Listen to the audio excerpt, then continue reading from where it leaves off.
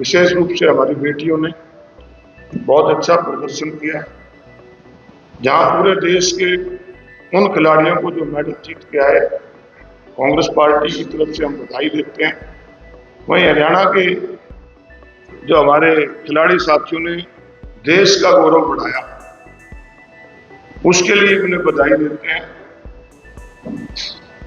हरियाणा प्रदेश शुरू से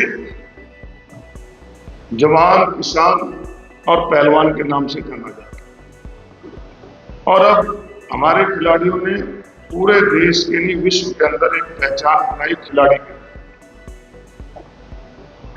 कल मुख्यमंत्री जी की प्रेस कॉन्फ्रेंस थी।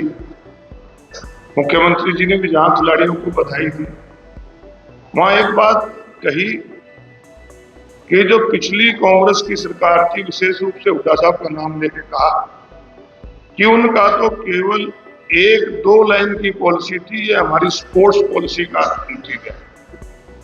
उन्होंने कहा था कि हुड्डा साहब की जो पॉलिसी थी, पदक लाओ पद पाओ, बहुत अच्छी बात थी। हमारे खिलाड़ियों को प्रोत्साहित करने के लिए, खिलाड़ियों का मनोबल बढ़ाने के लिए, ताकि खिलाड़ी अपने भविष्य के बारे में न सोचे कि मुझे कल कोई काम करना पड़ेगा, ये करना पड़ेगा।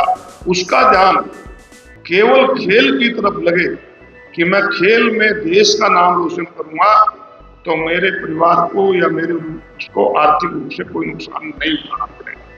उससे हमारे बच्चों ने प्रेरणा ली, आगे बढ़े और जिसकी वजह है कि आज पूरे राष्ट्रमंडल खेलों के अंदर हमारा नाम रोशन किया। वो कह रहे थे कि हरियाणा के हमारे जो मेडल हैं, जो है वो हमारी संख्या देश के अंदर जनसंख्या के हिसाब से 2% है और मेडल 25% है। बहुत ही खुशी की बात है कि हमारा बहुत बड़ा योगदान है। परंतु मुझे लगता है कि मुख्यमंत्री जी या तो सिर्फ क्रिटिसाइज करने के लिए आते हैं या फिर उनको कोई ज्ञान नहीं। सरकार का कोई निर्णय होता है, किसी को पद दिया जाता है, बगैर नीति के नहीं दिया जा सकता। आखिर किसी को अगर हुड्डा साहब ने डीएसपी लगाया किसी खिलाड़ी को पदक लेने पे, तो पैसा तो सरकार के खजाने से जाएगा, बगैर नीति के कैसे चला जाएगा।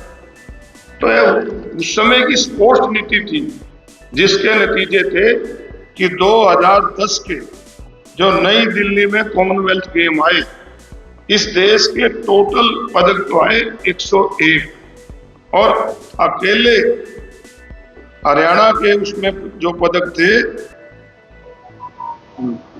उन टोटल 38 गोल्ड आए, उनमें से हरियाणा के 19 थे गोल्ड और टोटल जो 101 आए उनमें से 38% अकेले हरियाणा के थे। ये कांग्रेस पार्टी की, हुड्डा सरकार की खेल नीति का था। और नहीं तो जो आज कह रहे हैं, आज का तो ऐसे हालात है कि बच्चे स्टेडियम के अंदर जाते हैं प्रैक्टिस करने, उसके अंदर पोल गिरने से बच्चे मर जाते हैं। ये तो इनकी स्पोर्ट्स का हाल है। ये तो हुड्डा साहब की सरकार की, कांग्रेस सरकार की नीति थी जिनसे बच्चों को प्रोत्साहन मिला और आज भी हमारे बच्चों ने अच्छे नतीजे दिए।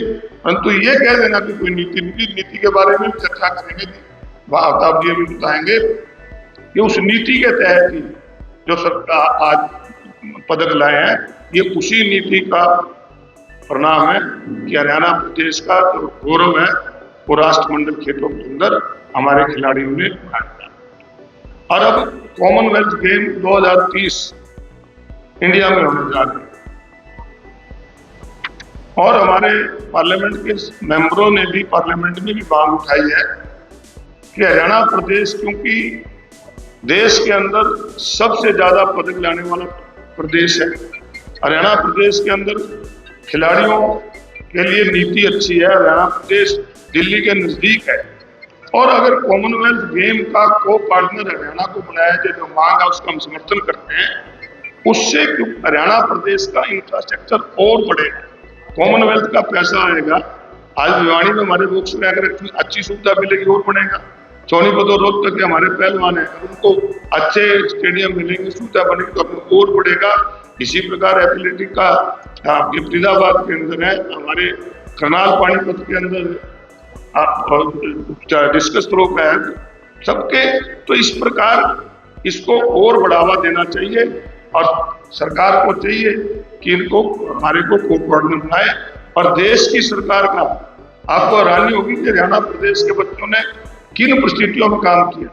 देश की सरकार का स्पोर्ट्स कॉमनवेल्थ के 2200 करोड़ का बजट और हरियाणा को मिले मात्र 65 करोड़, और उसके बावजूद भी 25% से ज्यादा हमने मेडल जीतते हैं। ये हमारे खिलाड़ियों की, हरियाणा प्रदेश की मिट्टी को सलाम करते हैं जिन्होंने ऐसे जवान पैदा किए कि देश का नाम रोशन करते हैं। और दूसरा, बाकी डिटेल में पॉलिसी के बारे में बताएंगे कि हरियाणा कौशल रोजगार में आपके राज्य की खबरें, आपके शहर की खबरें सबसे पहले जानने के लिए देखते रहें अमर उजाला। चैनल को सब्सक्राइब जरूर कर लें और पाएं हर अपडेट।